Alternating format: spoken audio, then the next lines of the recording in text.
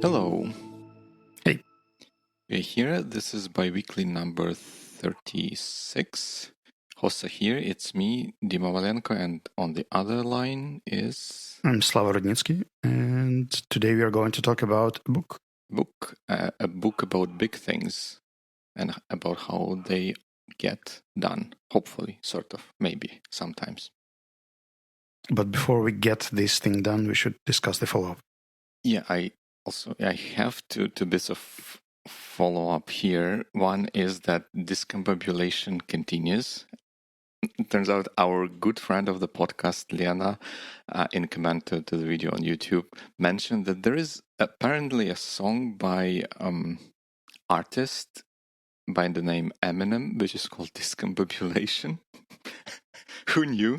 But apparently this is a thing. And lo and behold, there was another podcast like last week I listened to, and they also were discombobulated about something. I don't know.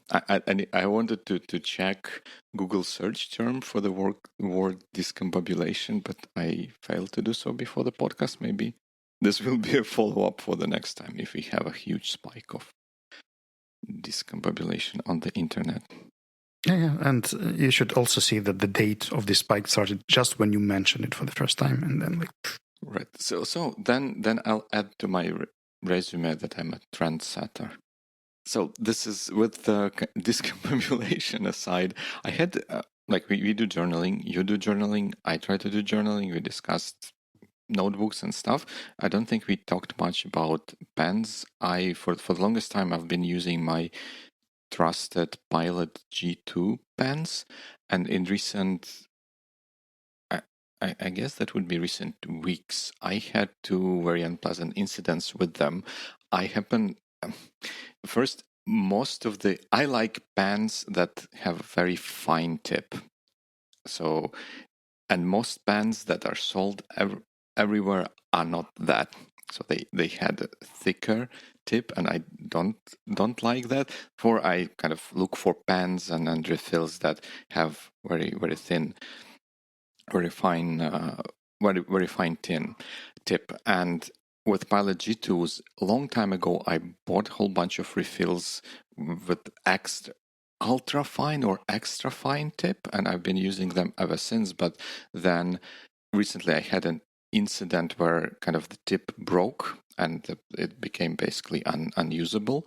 And I said, okay, and it was almost full still. I said, all right, maybe I'll get another refill. I'll use it all the way up and change the tip and kind of recoup that that ink. And I started using a new refill, and kind of in less than a week, it went down with the similar problem. So I was on the market for new pens. I've got some. Yeah, we'll see how it goes.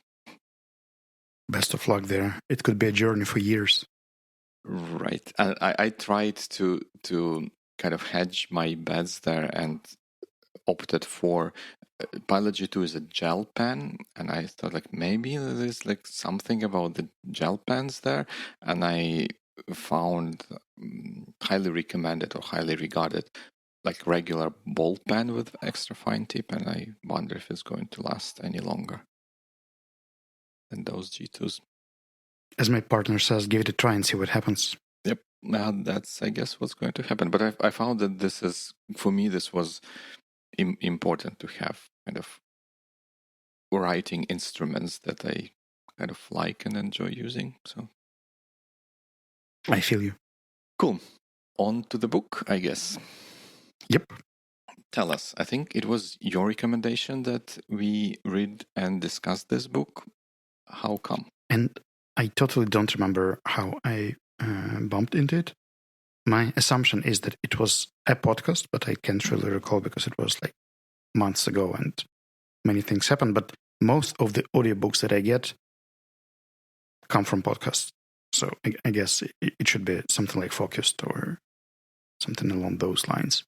But somehow it happened, and I listened to this book in 2 walks and then 1 drive. Mhm. So it's not a big one. And I think the core idea seems intriguing. So this is something I wanted to discuss with you, is how you make big things happen. Mhm. And the principles that the author suggests are debatable, but quite interesting. I agree with that. So to our listeners, the book discusses big projects, right? Like big on the scale of worldwide visible kind of things, right? And the title of the book, which you probably want to know by now, is How Big Things Get Done. Right. Yeah, seasoned podcast book reviewers didn't mention the book that we are talking about. All good here. Yeah. The book is How Big Things Get Done. Would you be able to pronounce author's name? Don't think so. I think he is a Dane. Currently, he is a professor in University of Oxford or something along those lines. Yeah, and this is the book. I think I got it that this is book based on his experience as a scholar and consultant for big projects. Mm-hmm. Shall we go through the outline, or we can jump straight to the questions? I think we can maybe do a little bit of an overview of an outline, but before we do that, I think that there is a very worthy question that we can address first, and that would be the question: who do you think this book is for? What I mean by that is that, do you think this is a book for project managers to learn from? Is this a book for general public to be amazed by how big projects are unsuccessful and stuff like that? Or is it something else entirely? I would say this is a book that gives food for thoughts for people who have ambitions to scale something up. And these could be community leaders, project managers, politicians, whoever considers global ambitions. Mm-hmm. Definitely not project managers. Even though I found a handbook that is being created right now for mega projects, they're picking the tools how to manage vast things. Right. I think I share this similar sentiment, even though the book appears to be full of advice on how to manage projects and stuff like that. I don't really think it is.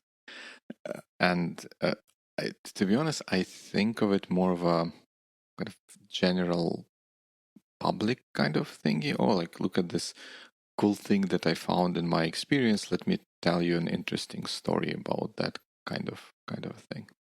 It is. And the style is also quite light. It's storytelling. So it's these kind of Harari kind of books. Harari kind of books. This is the first time I hear that such a term. Like, what does that mean? I didn't remember. Who was the author of the Black Swan? It's Nassim Taleb. Like Taleb Harari, like this category of people who have a single idea and then they just tell 200 stories about this idea in different angles. Yep. I guess that's fair. Maybe would it be fair to also characterize it as a book that is sort of unscientific, meaning that it lacks sort of scientific-like rigor, but attempts to be a little bit scientific-y or something along those lines? I'd say it's kind of based on the empiric experiments, and these guys were studying a number of projects, so they will probably not mention it during the book.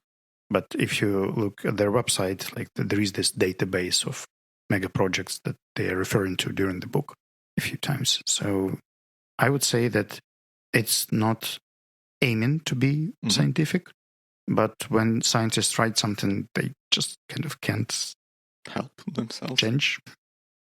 Can be.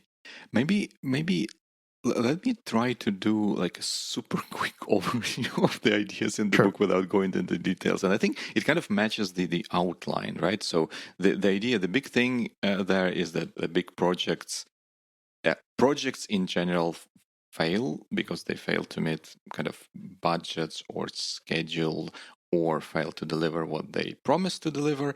And big projects do much more spectacularly so because they're big. So that kind of this is the premise of the book. And then the author suggests a number of things that could be done differently to hopefully help that.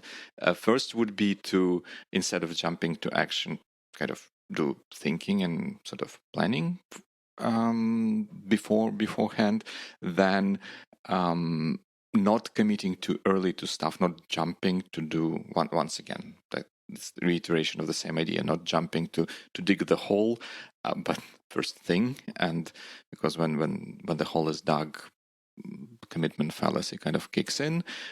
Keeping the goal of the project in mind at all times, like knowing what you build and making sure that you're moving towards that. Like do rigorous planning, whatever it means, and then hire experienced people to work on the project. Like when you're working on something, get people who had done similar things, and then don't think that your project is too unique. It may share more similarities to project of a similar kind. And then, this one, the chapter 7, I'm struggling a little bit. Can ignorance be your friend is the title. I don't remember the exact idea there. Is it just... Actually, last 3 chapters were kind of messy. I think the 9th is the most important here because he suggests the way out of these things is the modularity and that Right. things should be chopped into small, repeatable items. Right. So, that was the last idea. And before that was that you want a good team working on your project, like a team as in team cohesion and efficiency, which all of those ideas independently, they do sort of make sense, but there are interesting quirks about the book, I think. Before we get into the questions, do you regret reading the book? No. I think... Did you enjoy reading the book?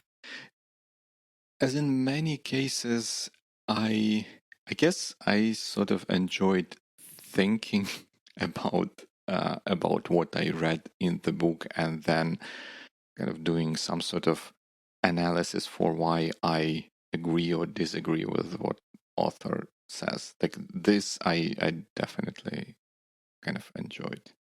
Then may I suggest that at first I tell you 3 things I enjoyed and the ideas that I find useful before we get into this long list of...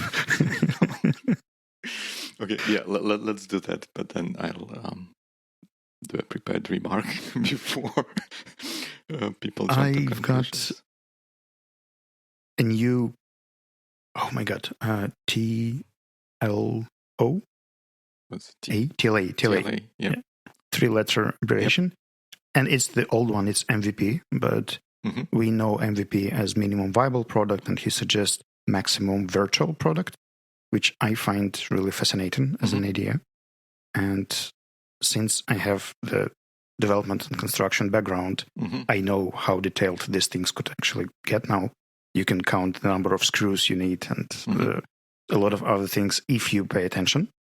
But if you just draw something and then hope that it gets done and you let someone design it, calculate it, and build it on spot, of course, like it's way different. These days, software allows you design things very, very, very much in detail. And it works not just with software. Let's say we wanted to make a huge education initiative. I think it can be scripted and drafted in very much details. You can see what the lessons are going to be. You can definitely see the user experience before you build the thing.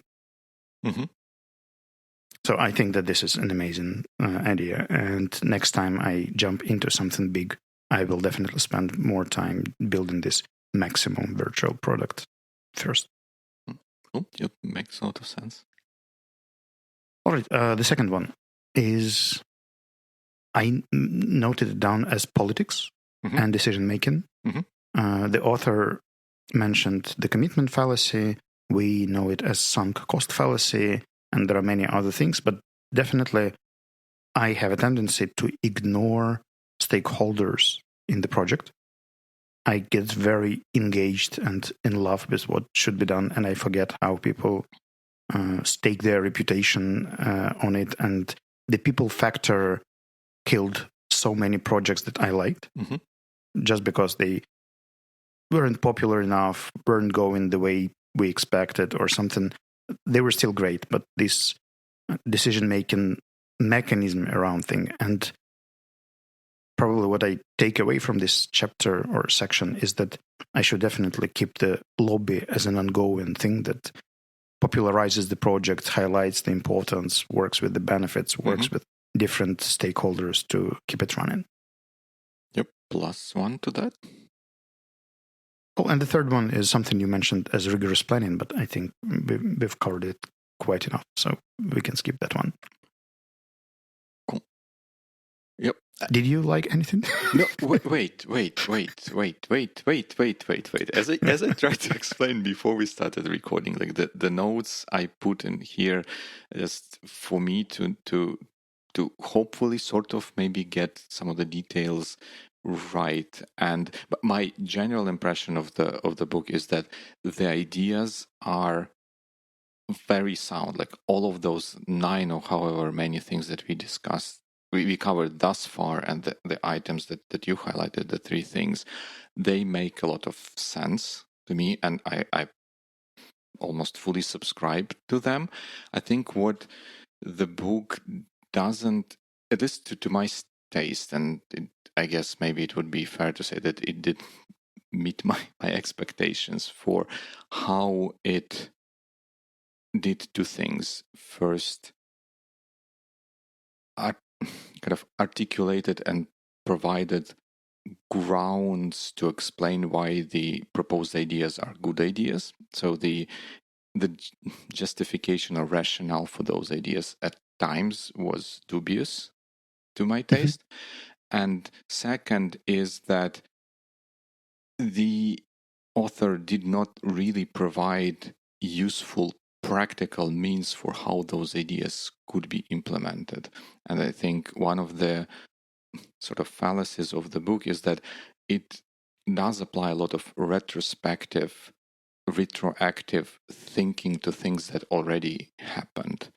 And everyone can be wise with the benefit of hindsight, but what's interesting to discuss is like, all right there in the moment, how do you practice those things? Because I can, as a consultant, I can always come in and say like, do things right, don't do things wrong, and kind of say like, of course, and then retroactively explain how people did not follow my advice over here, and that's why they fail. But how to do things right there in the moment is a billion sort of dollar question, which I don't feel like book provides a satisfactory answer to.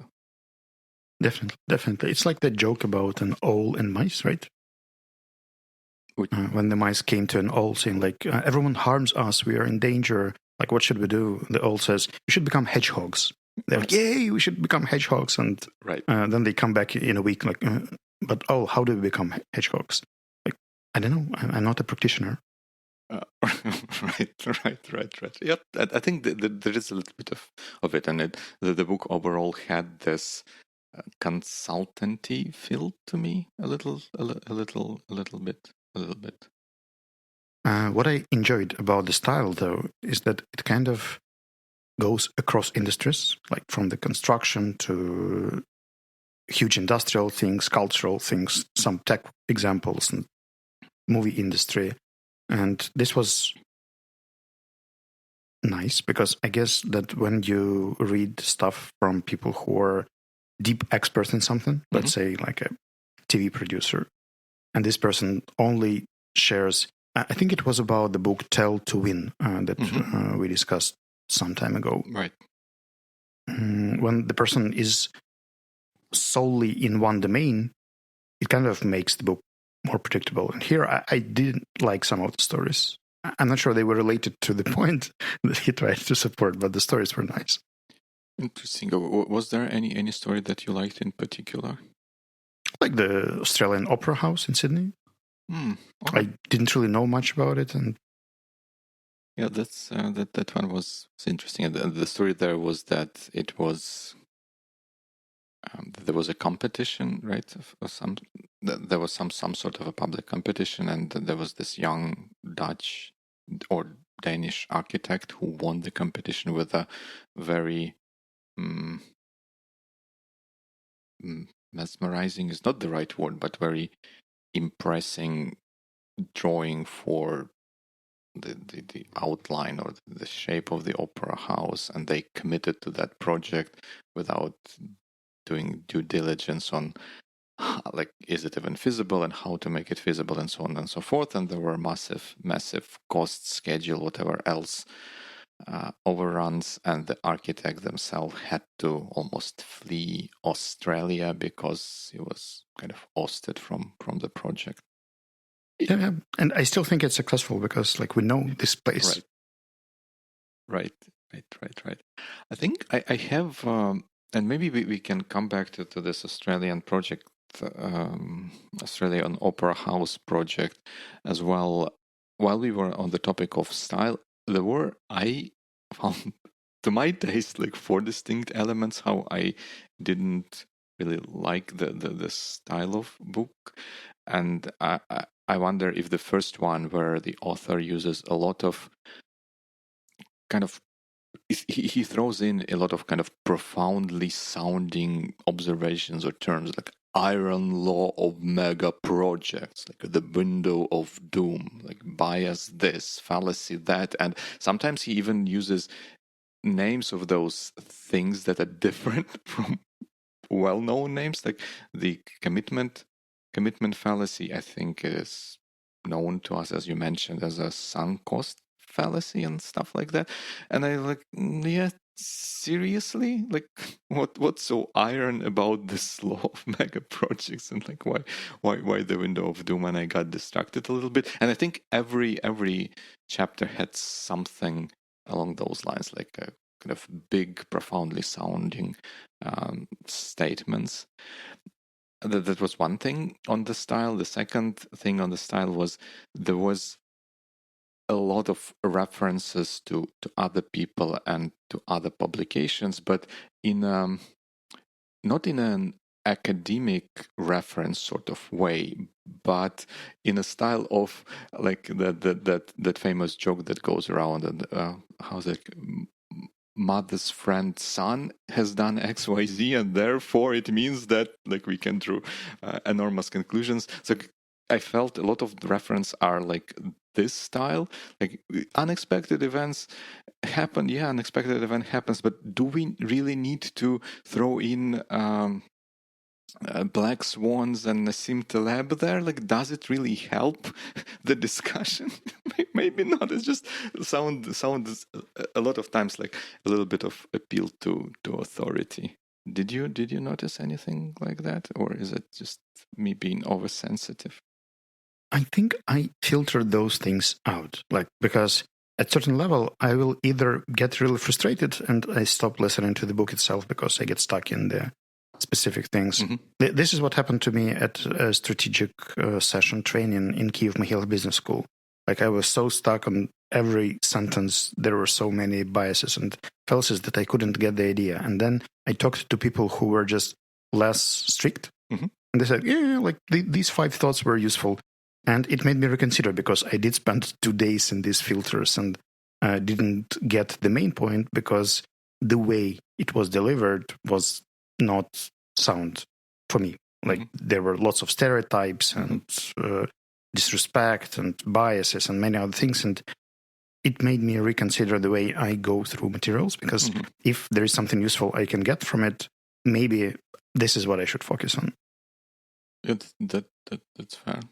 That's fair. I think I put on my book critic hat for this podcast, for this discussion, and I do notice that I read books and kind of perceive them differently when I just read them for the sake of interest, and when I read them knowing that we would plan to discuss it. And there have to be things, hopefully interesting and hopefully entertaining, to say about the book.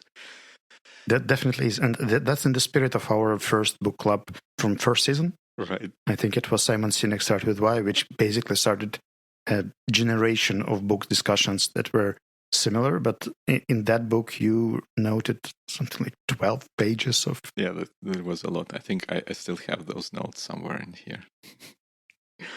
That does make sense. So, shall we move to the next note on style? Yes, the next one was, and this is more subtle, and I wonder what you think about this. I also felt like there is little counterfactual examples to the ideas that author proposes. So he would throw in the idea, do XYZ. Here is an example of a project that did XYZ and it was successful, or at the very best, here is the example of a project where they didn't do XYZ, and hypothetically, if they did XYZ, they would be successful. But there was no, I cannot remember of an example where I would say like, oh, like this is the idea, this is how it doesn't work, or here are the conditions under which this would not be applicable or would not work. So that part was a little bit missing.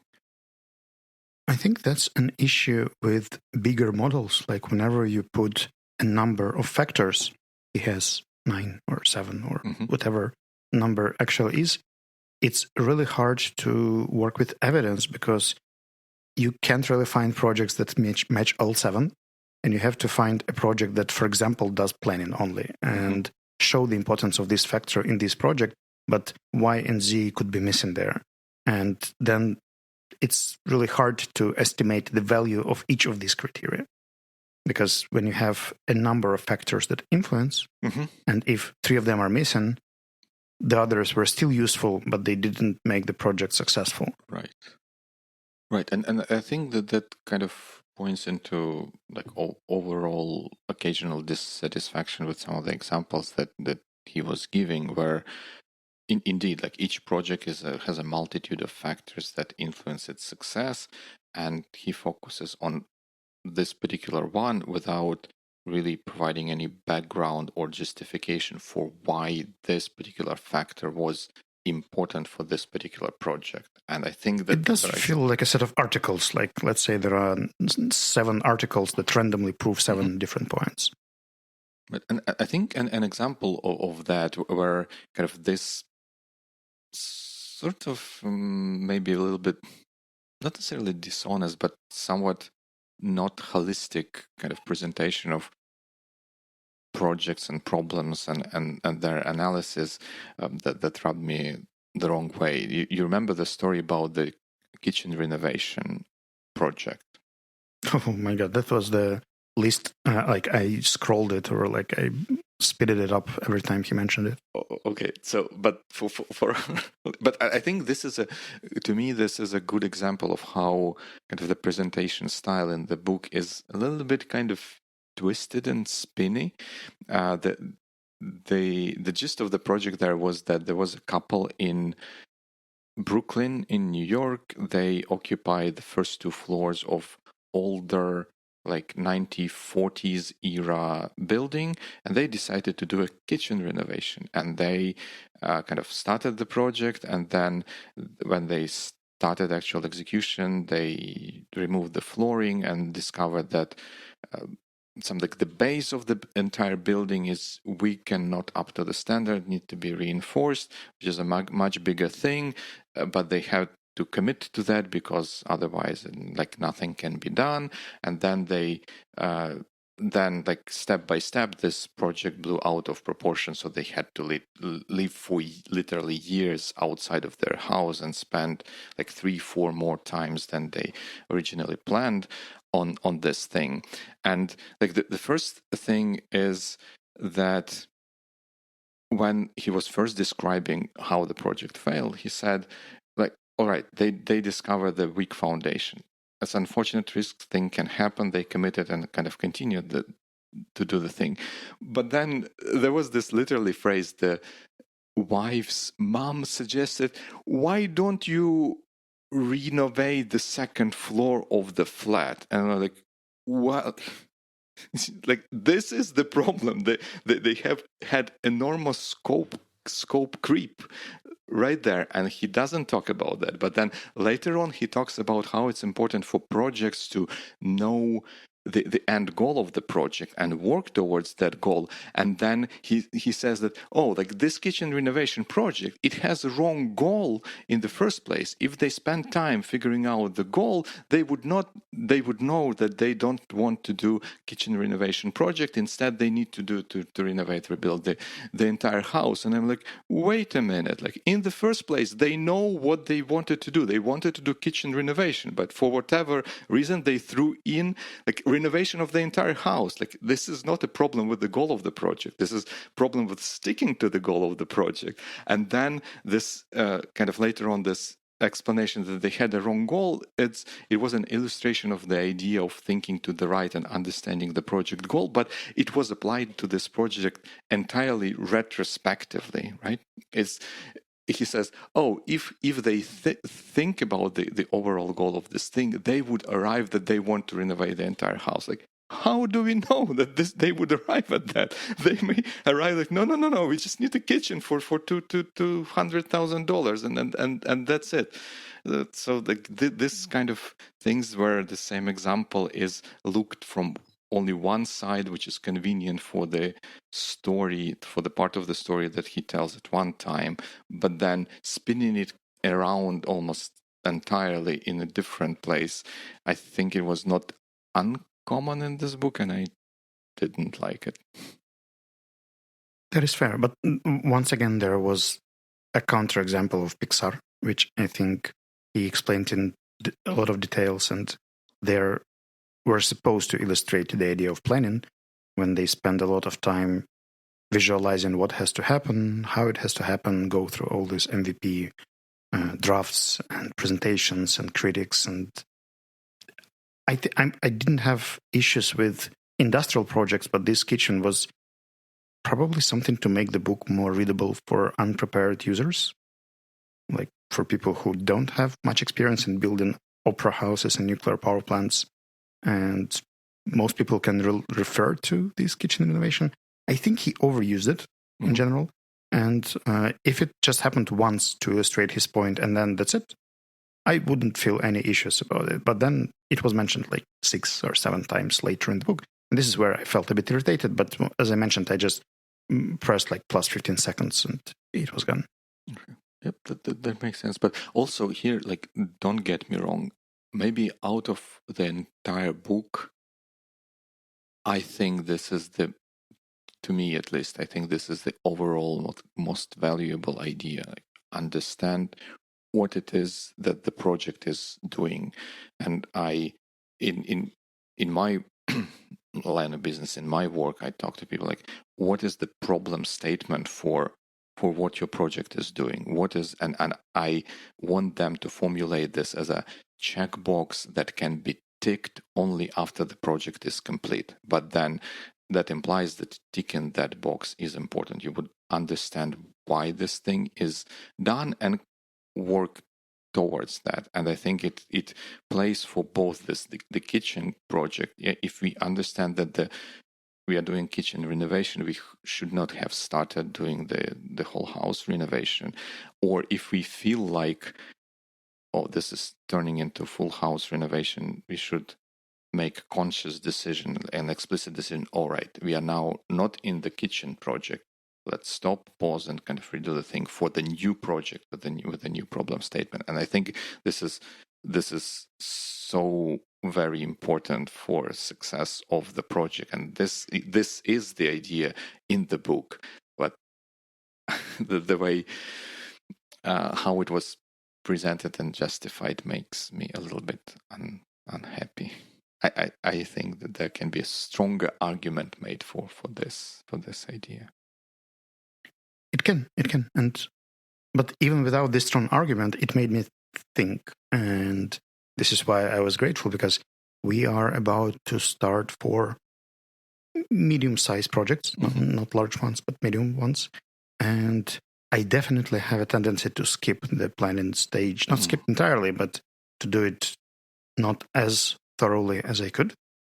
And after reading this book, I do spend much more time considering what is the outcome and desired end state And I think also this idea of kind of understanding what the project is really meant for, and I think it is very connected with the idea of jobs to be done, kind of the concept and approach for figuring out what it is that we really should be doing. I think it also connects to the planning sort of exercise, because in case of Pixar, the way I understand, I was not there in Pixar, but the way I understand their projects, and from the books I've read about Pixar, is that the end goal for them is not to have a film that can be produced with kind of successful budget. The goal for them is to have a compelling story that people are going to watch, right? And if we the goal is not the film per se. It is the story. The film, the animation is the medium for delivering the story, and the goal is to find that story that would resonate to people and then present it in the best possible way.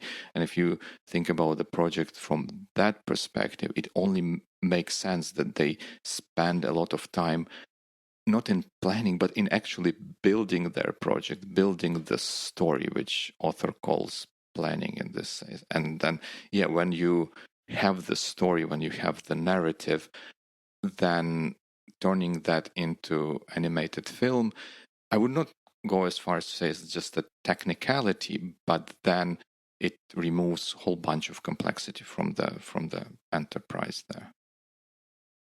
Well, I think I got his point there a bit differently, because he was basically comparing Pixar to the entire movie industry and saying that the movie industry in general is impacted a lot by sunk cost fallacy. And in Pixar, according to him, the moment when you invest a lot comes way later in the process.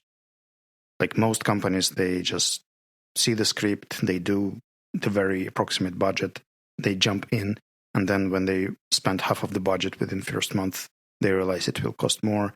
And the overall over budgeting in movie production is incredible. That's how I got his point. And the fact that Pixar, before investing a lot, does a lot of pre-stages, kind of saves them from this.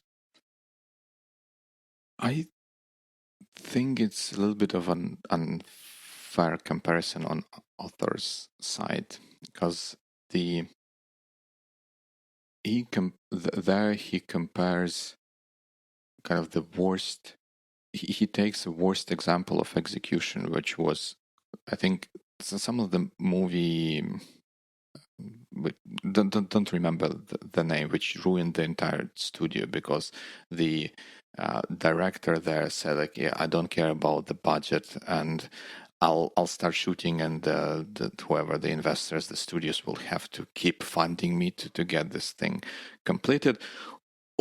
Kind of course, if you do it like this, it's not going to end well, but it does not necessarily prove the point that the way the other project is done is kind of a counterexample to this thing. And with Pixar specifically, we don't know about how many ideas that they develop or kind of start working on, kind of go through iterations which go nowhere, which means that the cost, even however small it is, it not insignificant, right?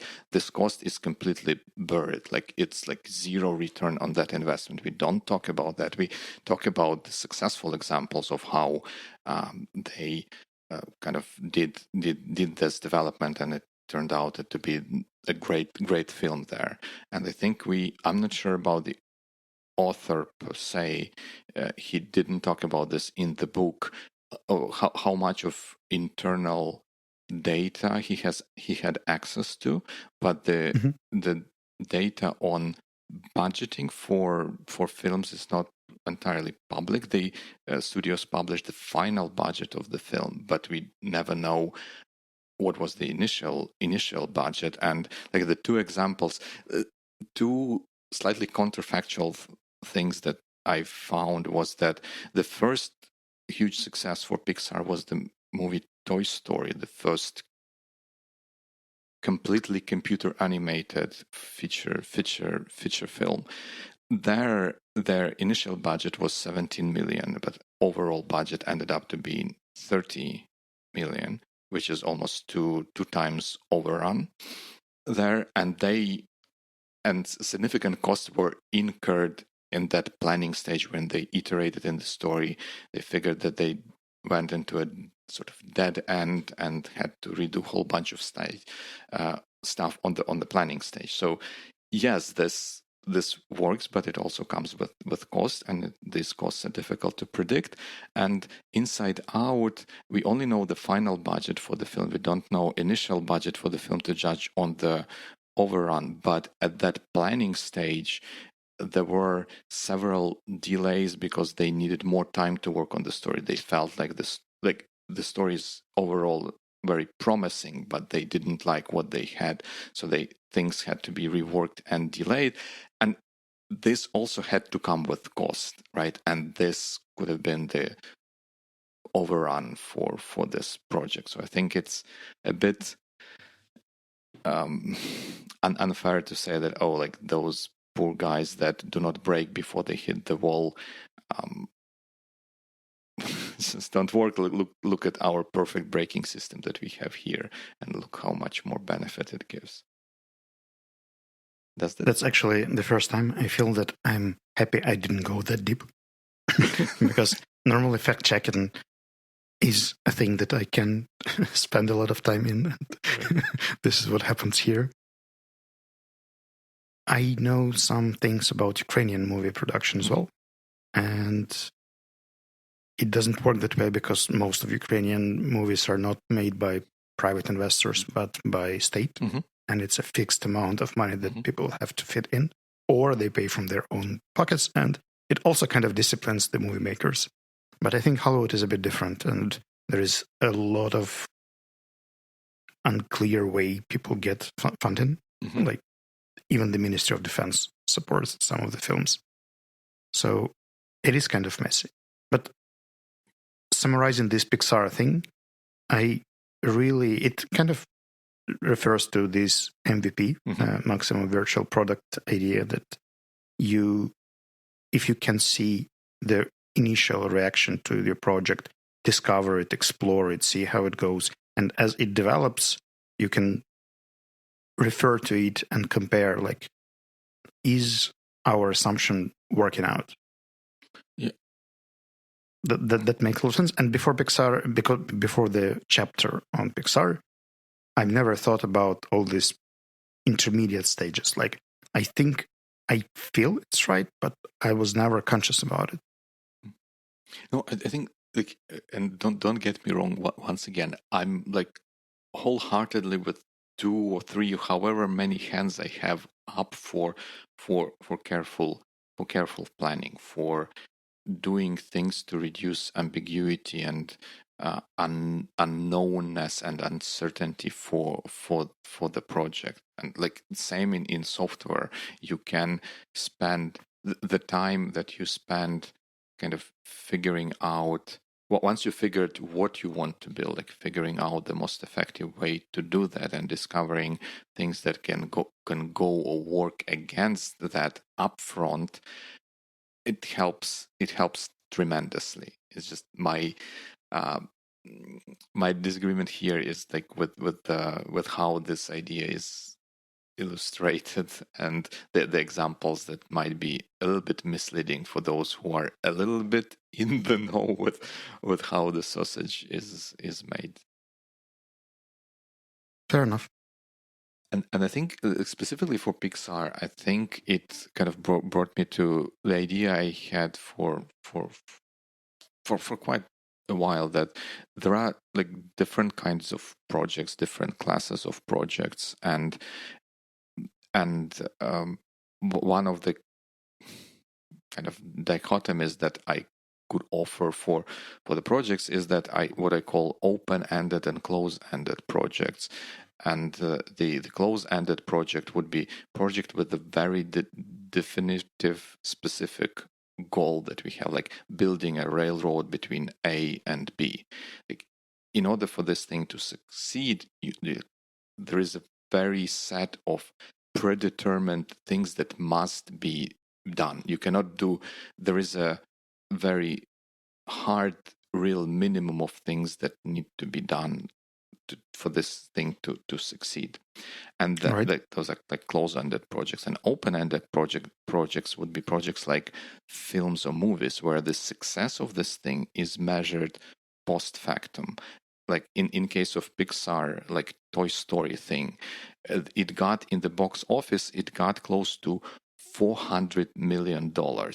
And with that figure in mind, the two times budget overrun of $15 million is just minuscule. It doesn't matter. This project is a huge success, but the success of that project is defined after the project has happened and only can be determined retroactively. And the way how you approach those two kinds of projects would be different. May name a few projects and you would label them as open-ended or close-ended with little Let's try explanations. So let's say I'm building an educational platform, edtech platform. Mm-hmm. I think this this one is tricky because it can be sort of both, right? Because if you manage to turn this into an open-ended project, this can be an open, but this can only be done sort of retrospectively.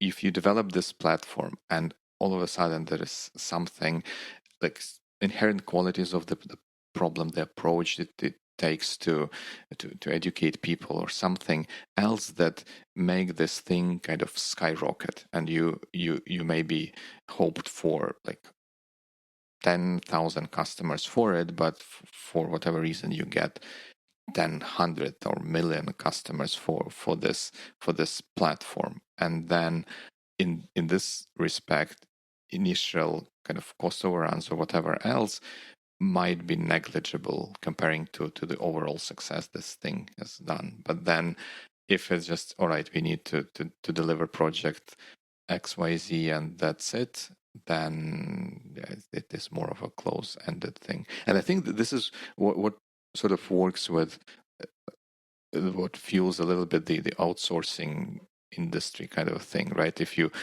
hire a contractor to do something for you for the fixed cost, you limit the downside for you, like you're risking this amount. But then if this thing manages or happens to be like super successful, you keep all of the upsides from this.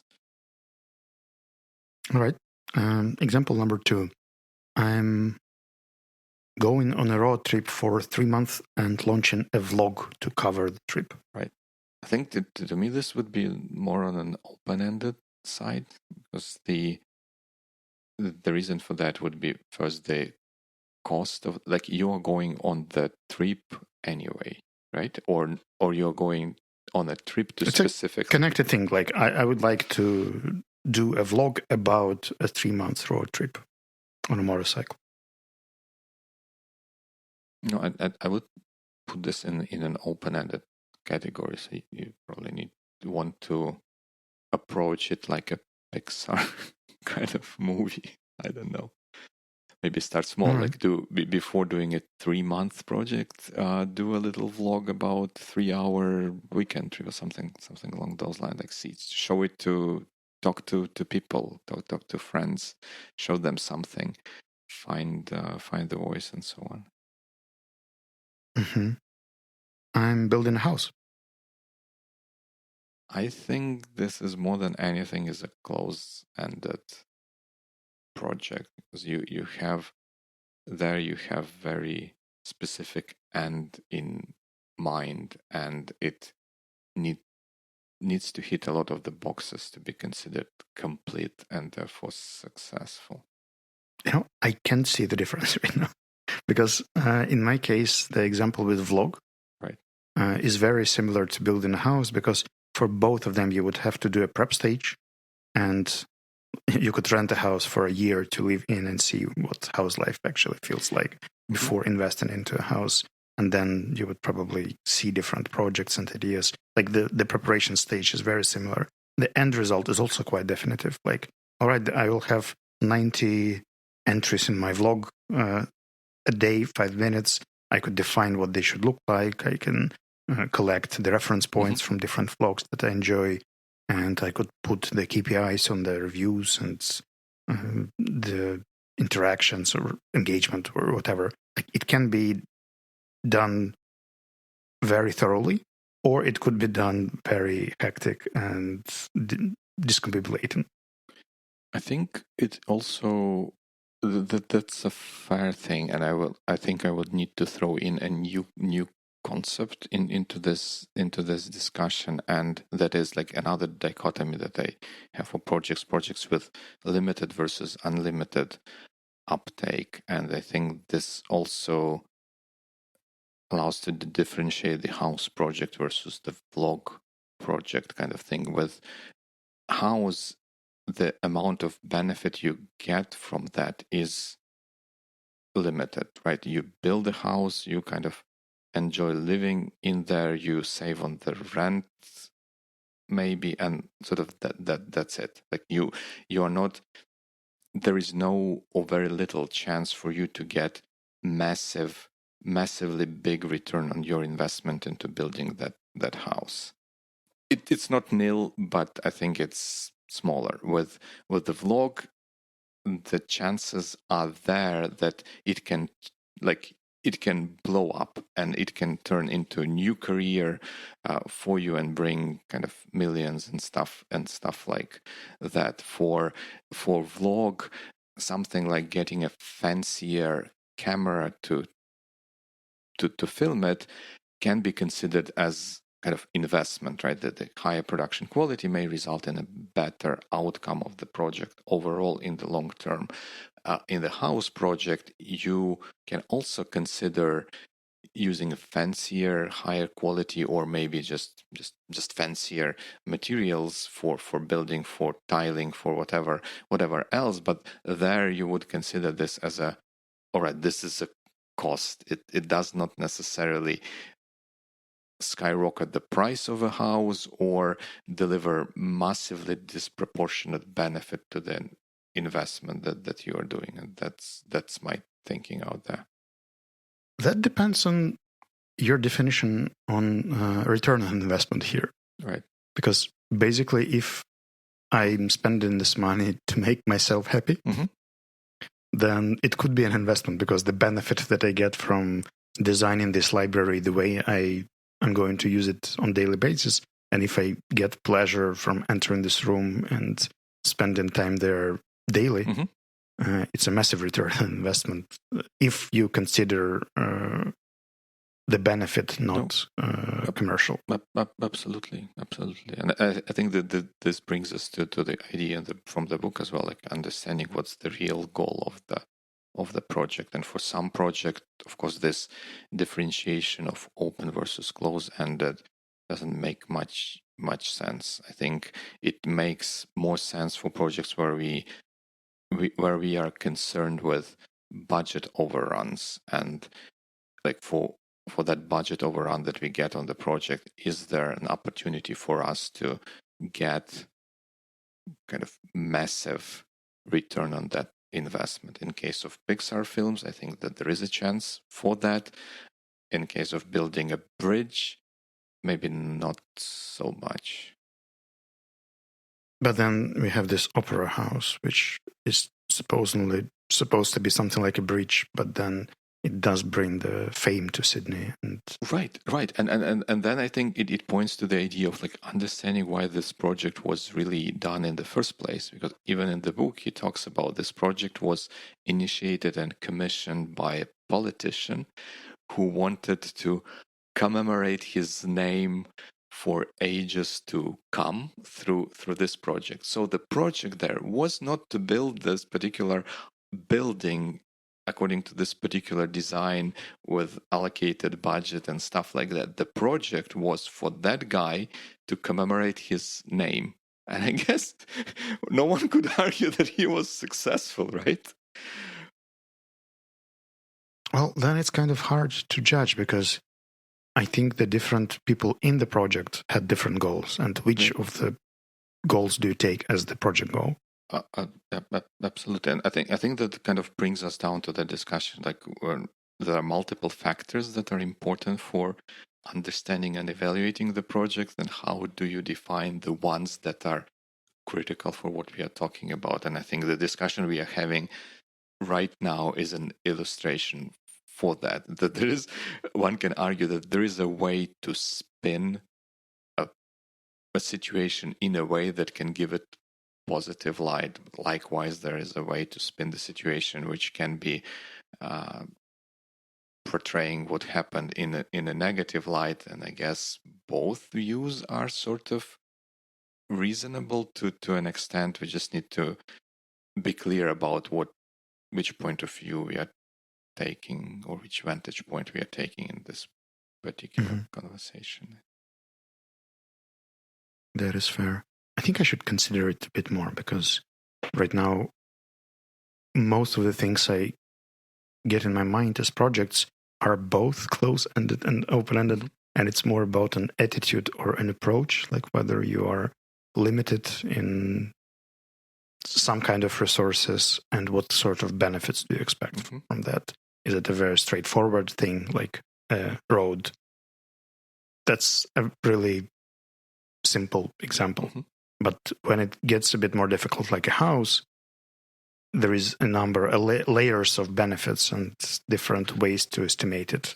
Absolutely. And we need to kind of ask ourselves a question like, how do we estimate and then find the best way to do that for this particular situation. Maybe an example of kind of close-endedness and open-endedness would be one more thing, like with the road, right? If we have a road between two cities and the distance between the cities is 50 kilometers, like then for project to be successful, we have to build no less than 50 kilometers of the road. Otherwise, it's like zero, like the value of everything that's done below 50 kilometers is just zero. That's it. But the benefit, of course, it's difficult to estimate and measure economical and societal benefit of having this road in place. But if we take a more constrained view of kind of this project and its budget, the goal there is to limit expenditure on this thing, right? Because then there can be a question, what's the value of building like 1-lane road versus 2-lane road, or versus 4-lane highway between the cities? But if we focus on, like, first we need to have no less than 50 kilometers of the road. And I guess in general, because of uncertainty, we want those 50 kilometers to be built in the most economical way. So to me, that would be an example of close-ended project. But no, because then you can always come up with an example like Transfiguration, which is basically a road connecting two cities in the shortest possible way. But it became the destination for motorcyclists from the entire world. Like, people come there just to ride this road. They stay in the country. The touristic industry is blooming just because this road was built in this specific direction, in this very picturesque way. Right. But I think there also, this is something that we can only see in retrospect, right? This can be claimed as a benefit of this project only after this has happened. You cannot claim... Unless this guy in the book suggested the museum example as something that was actually designed to attract people, and the way they approach it. Right. It was designed to attract people, and it fulfilled this purpose of attracting people, but it could also have gone the other way. It was designed to attract people, but failed to do so, right? We should consider this as well. Then this project would be also called a failure, even though it met the budget and timetable requirements. I think he mentioned 3 criteria, like delivering benefits. Right. Yeah, the third one. And I think maybe it will help a little bit with an example of open-ended project here, and contrast this to building the road. You know of this game Angry Birds, right?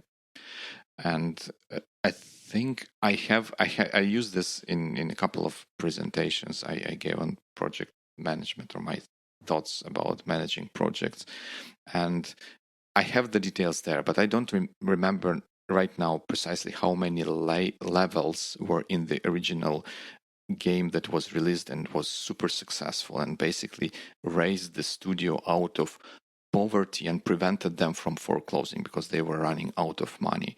And for this, like, by all means, we can call it this was a successful project in the end, but that success was not determined by the number of levels that were implemented for that game. I think it has 39 or something. Would it be like, would the outcome be materially different if it had 29 levels, 35, 50?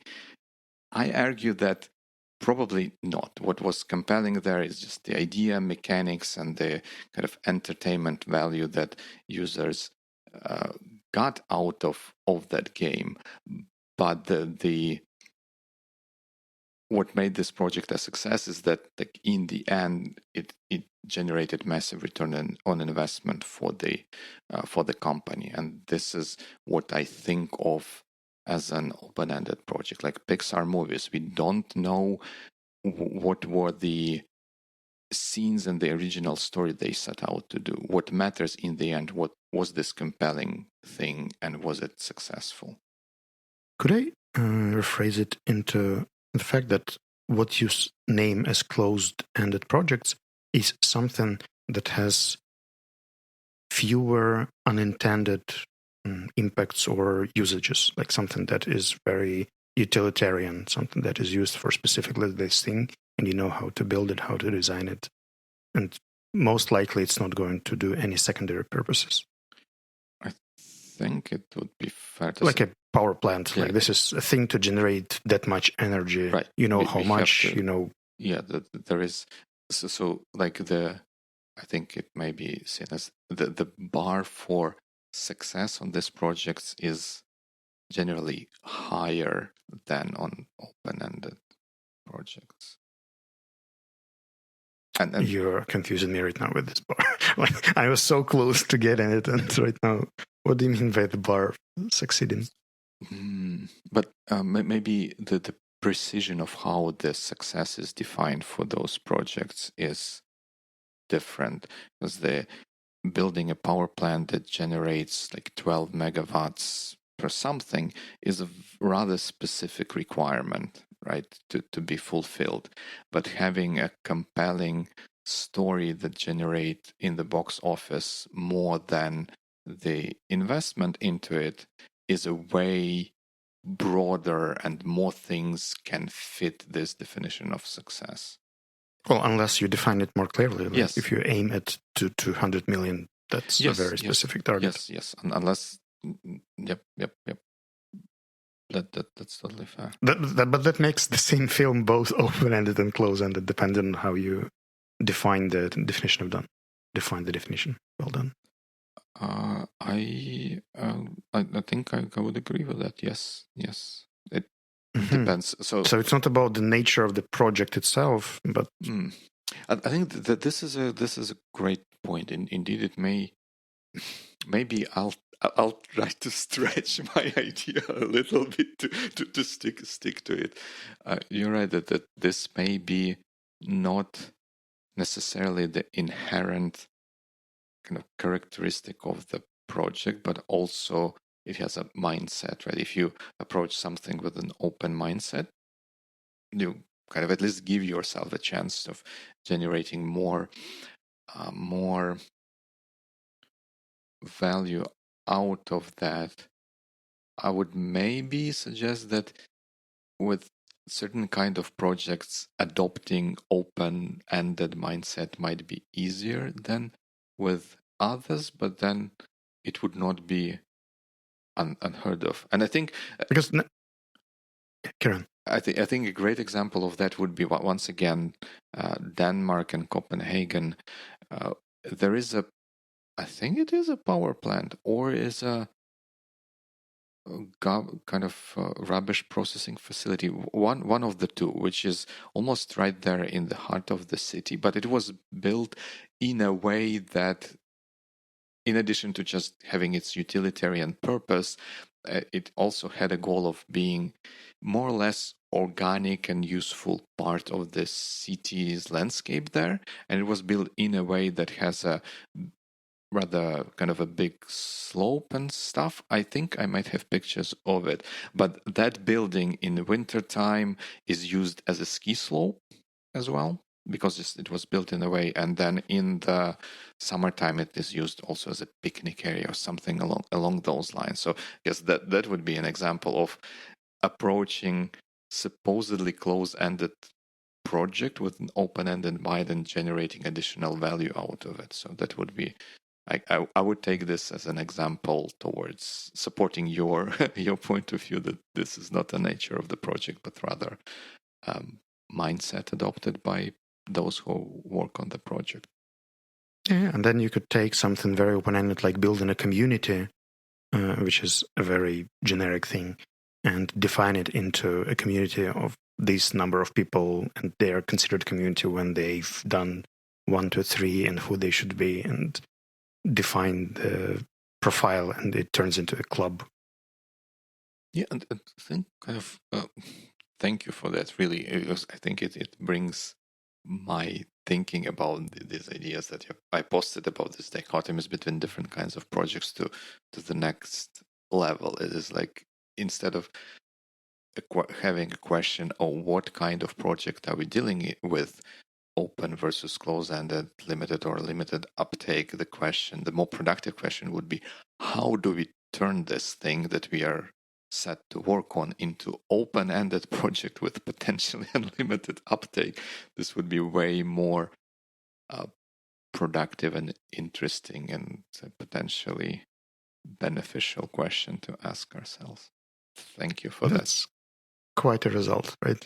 Yeah, that's most certainly it is. And people who are just listening to us, they can see that you're basically right now leaning right, towards, because the sun ray is just following you. I need to be an open-ended and move in the opposite direction of where the sun is going.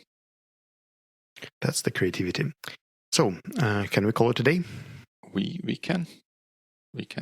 I think it was a great discussion, great book. If you are into this kind of thing that makes you think, I would definitely recommend reading this one. Yeah, and then you could always come to our YouTube link and leave a comment to see how much you disagree with both of us or one of us. Yep. And until then, have good weeks. Good weeks.